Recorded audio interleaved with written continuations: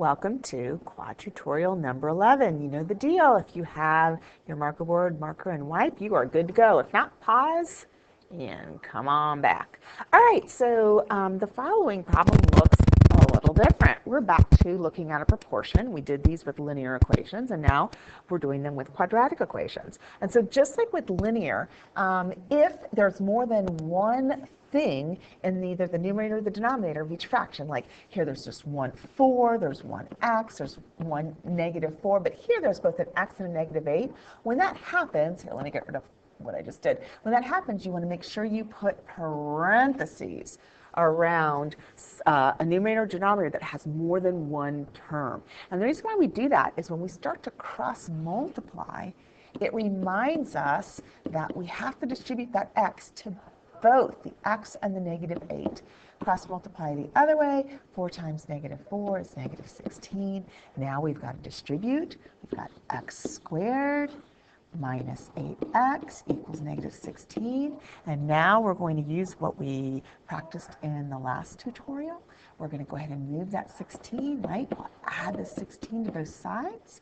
So we'll have x squared minus 8x plus 16. Don't make the mistake of trying to add -8x with 16 because they're not like terms. So don't be writing don't be writing positive 8x. I've seen it before, but don't you be the one that does that, okay? So they're not like terms. We cannot combine them. And for good reason, right? We get the wrong answer. So now we have a quadratic, that's a trinomial. We know how to factor those. We think of two numbers that multiply to equal positive 16 and add up to equal -8. So I'm thinking about -4 and -4. I don't know if we've seen this before where we're going to end up getting the same answer twice.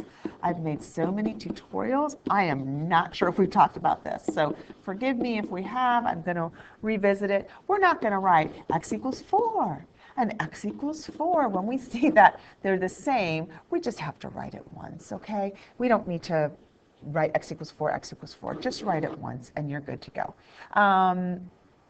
So let's practice that with a marker board. I know that was fast. I just talked about the reminder of putting parentheses around either the numerator or the denominator if there's more than one term in the numerator or denominator before you start cross multiplying.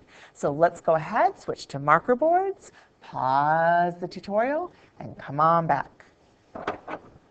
Okay, hopefully you remembered to put the parentheses, and then you cross multiplied, then you distributed, then you brought that 25 over, and you remembered these are not like terms. These three terms are all different. We cannot combine any of them. Finally, we have what we want. We've got a quadratic equation with a 0 on one side, which is going to allow us to factor because we have a trinomial. We set up our two parentheses, two numbers that multiply to equal 25 and also add up to equal -10. Well, that's going to be -5 and -5.